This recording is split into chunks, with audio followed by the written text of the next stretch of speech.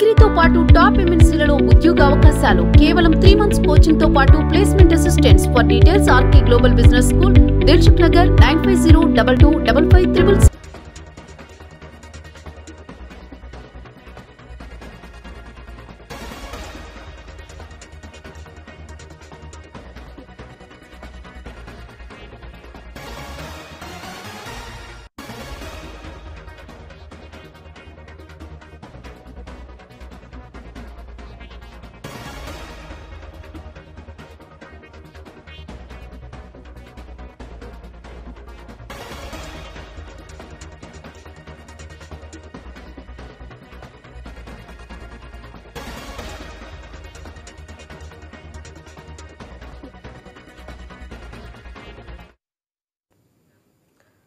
కాంగ్రెస్ నేత సోనియా గాంధీ రాజస్థాన్ నుంచి రాజ్యసభ ఎన్నికల్లో పోటీ చేయనున్నారు. దీంతో ఆమె ఢిల్లీ నుంచి జైపూర్ కి చేరుకున్నారు.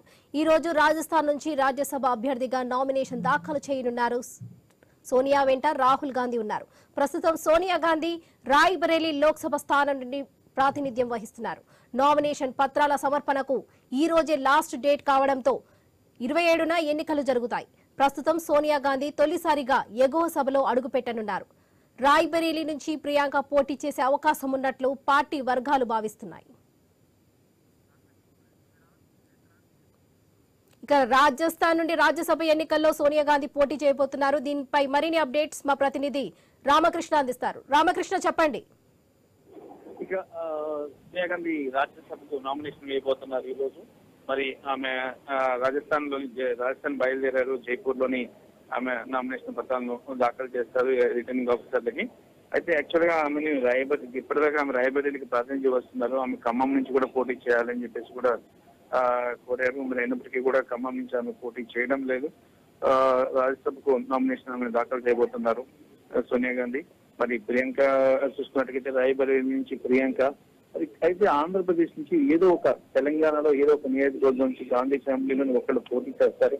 అది రాహుల్ గాంధీ చేస్తారా, ఇంకా ప్రియాంక చేస్తారా చూడాలి. ఎందుకంటే గతంలో కూడా దీనికి సంబంధించిన అనేక ప్రపోజల్స్ కూడా సోనియా గాంధీ దగ్గర వచ్చినాయి. వాటన్నిటి నేపథ్యంలో సోనియా గాంధీ అయితే మాత్రం రాజ్యసభకు వెళ్లాలని నిర్ణయించుకున్నారు. ఇక ఇటు రాహుల్ అలాగే ప్రియాంక ఇద్దరు కూడా చూసుకున్నట్లయితే వీళ్ళిద్దరు ప్రత్యక్ష ఎన్నికల్లో పోటీ చేస్తారు. మరి ప్రస్తుతం అయితే సోనియా గాంధీ బయలుదేరారు రాజస్థాన్ కి. ఆమె ఈరోజు నామినేషన్ దాఖలు చేస్తారు. Right Ramakrishna, thank you.